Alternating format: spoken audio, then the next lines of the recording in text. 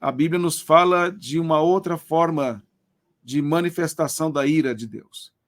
E esta é colocada aqui por Paulo no capítulo 1, que é Deus entregar o homem às suas próprias paixões, entregar o homem aos seus próprios desejos,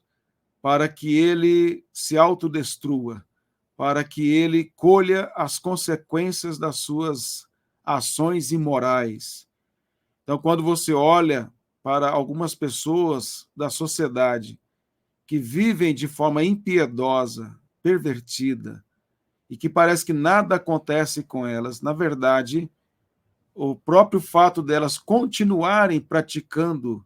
sem nenhuma consequência aparente é uma maneira de Deus manifestar a sua ira, porque elas estão caminhando para o abismo, caminhando para a destruição, para um lugar escorregadio, como diz o salmista no Salmo 73, Asaf, quando ele contemplou a prosperidade e a soberba dos ímpios, e ele teve um pequeno momento de crise, onde veio à sua mente a tentação de achar que não valeria a pena ser servo, ser justo, quando ele sofria as aflições por ser justo, e os ímpios prosperavam, sendo pessoas terríveis e contra Deus. E aí ele mesmo diz no Salmo 73 que os seus pés quase se desviaram, e ele quase criou um escândalo no meio do povo de Deus por conta disso. Mas ele enfrentou esse conflito orando, foi à casa do Senhor, foi à presença de Deus,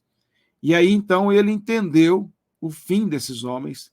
e compreendeu que, na verdade, Deus os entregava às suas próprias paixões para a sua destruição e que eles estavam em lugares escorregadios caminhando para o abismo. E aí ele termina o Salmo dizendo que o que ele tinha de melhor era estar na presença do Senhor e não havia nada melhor do que isso. E ele reafirma a sua fé. Ele diz que quando ele pensou estas coisas, na verdade, ele agiu como se fosse um bruto, como se fosse um irracional. A crise do salmista Asaf é, às vezes, a nossa crise. Quando a gente anda de forma correta perante o Senhor, procura nos santificar e agir dentro das normas da palavra, e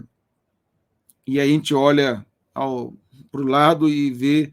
aqueles que só fazem o mal, aqueles que só maquinam contra o próximo e nada acontece com eles, eles só fazem injustiça e parece que só se tornam mais e mais poderosos, e aí a gente fica perguntando, Senhor, até quando? Como o profeta Abacuque fez essa pergunta, até quando, Senhor, que eles vão continuar fazendo estas coisas? E às vezes a resposta de Deus, como foi para Abacuque, é que as coisas vão piorar. Que foi esta a resposta que Deus deu a Abacuque. E aí Deus fala para Abacuque que o justo viverá pela fé, citada por Paulo aqui em Romanos 1, no verso 17. O justo viverá pela fé significa independente das circunstâncias, independente das adversidades, das oposições e de uma suposta prosperidade dos ímpios, nós continuaremos firmes na promessa redentora de Deus, confiados que o Senhor governa a história e que ele nos conduz para o seu reino eterno, e ainda que morramos passando por aflições e perseguições provocada e causada pelos ímpios,